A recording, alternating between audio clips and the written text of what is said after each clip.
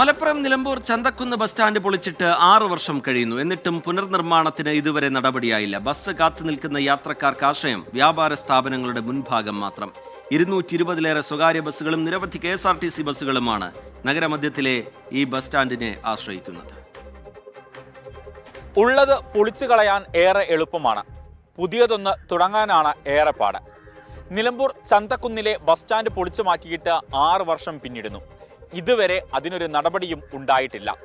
നാളെ നീളെ എന്നതാണ് അധികാരികൾ തുടർച്ചയായി പറയുന്ന വാദം.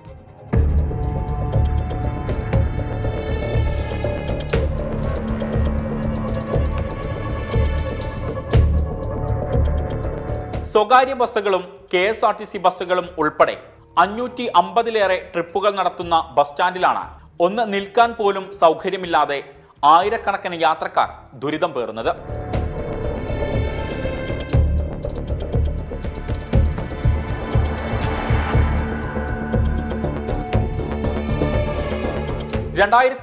ലാണ് പത്മിനി ഗോപിനാഥിന്റെ നേതൃത്വത്തിലുണ്ടായിരുന്ന ഭരണസമിതി പുതിയ ബസ് സ്റ്റാൻഡ് കെട്ടിടം നിർമ്മിക്കാൻ നിലവിലുണ്ടായിരുന്ന കെട്ടിടം പൊളിച്ചത്.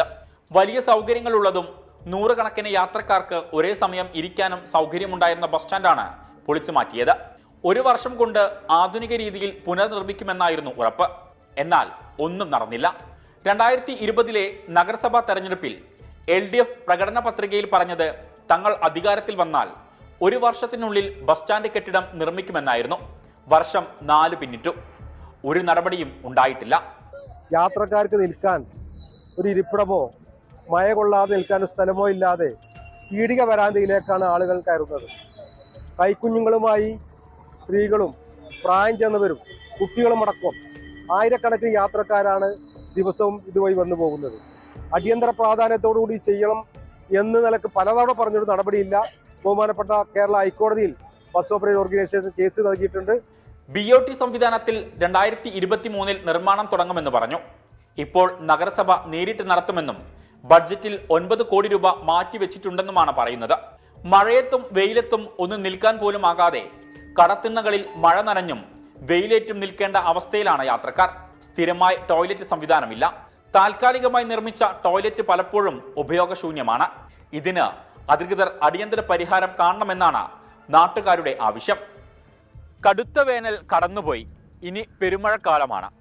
ദുരിതം പേറുന്നതാകട്ടെ പാവപ്പെട്ട സാധാരണക്കാരായ ജനങ്ങൾ. എല്ലാം ശരിയാക്കാമെന്ന് പറഞ്ഞ് അധികാരത്തിൽ കയറിയവരാകട്ടെ ഇതുവരെ ഒന്നും ശരിയാക്കിയിട്ടുമില്ല. മലപ്പുറത്തു നിന്നും മുഹമ്മദ് അർഷാഖിനൊപ്പം ഷഹദ് റഹ്മാൻ. പൊതുജനം കഴുതയല്ല സാർ.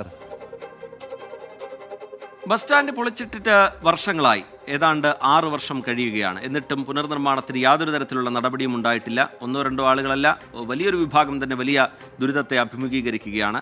അധികൃതരുടെ ഇടപെടൽ വേണം എന്നുള്ള ആവശ്യം അവർ മുന്നോട്ട് വെക്കുന്നു. ചില യാത്രക്കാരുടെ നാട്ടുകാരുടെ പ്രതികരണത്തിലേക്ക്. ഈ ഒരു നല്ലൊരു സ്റ്റാൻഡ് ഉണ്ടായിരുന്നാണ്. അപ്പോൾ ഇവിടെ അത് പൊളിച്ചതിന് ശേഷം യാത്രക്കാർക്ക് ഏറ്റവും വലിയ ബുദ്ധിമുട്ടെന്ന് പറഞ്ഞാൽ ടോയ്ലറ്റുള്ള കാര്യമാണ്. ടോയ്ലറ്റ് ഇവിടെ ഇല്ല. പക്ഷേ ഇവിടെ വന്നാൽ ഇപ്പോൾ സ്ത്രീകളും അതേപോലുള്ള യാത്രക്കാരൊക്കെ ബുദ്ധിമുട്ടിയിട്ട് ടോയ്ലറ്റ് അന്വേഷിച്ചു കറക്റ്റായിട്ട് ടോയ്ലറ്റ് ഇല്ല. അതുപോലെ യാത്രക്കാർക്കുള്ള കണ്ടില്ലേ ഇരിക്കാനുള്ള അവസ്ഥയാണത്. ഇതിനെ കുറിച്ച് പറയാന്ന് ചോദിച്ചാൽ നഗരസഭ ഇതിന് എന്തിനേലും തീരുമാനം എടുക്കാണ്ട് കുറെ കോടതിയിലാണെന്ന് പറയുന്നുണ്ട്, തമ്മിൽ കേസിലാണെന്ന് പറയുന്നുണ്ട്. എന്താണ് കുറെ വന്ന് ഇവിടെ കുഴിച്ചു നോക്കിയിട്ട് പറയുന്നുണ്ട് ഇന്ന് തുടങ്ങും നാളെ തുടങ്ങും എന്ന് പറയും. പിന്നെ ഈ ബിൽഡിംഗ് ബസ് സ്റ്റാൻഡ് ബിൽഡിംഗ് ഒന്നും പൊളിക്കേണ്ട ഒരാവശ്യമല്ല.